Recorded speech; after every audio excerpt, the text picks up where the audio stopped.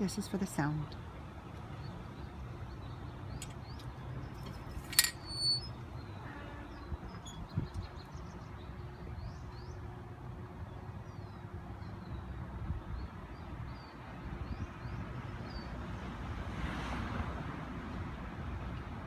You may know Dickens is a fairly busy local street.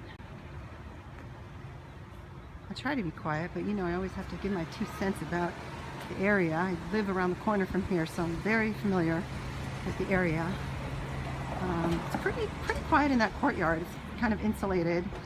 And then I'm walking towards Dickens, which on the other side of these condos is the commercial part of Ventura Boulevard.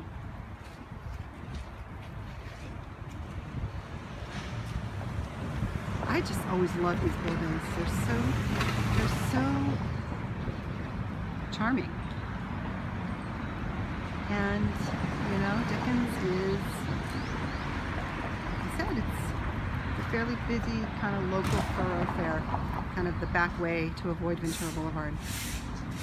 I will say it's awfully convenient too. In this location you can walk all kinds of wonderful restaurants and the Galleria and movies.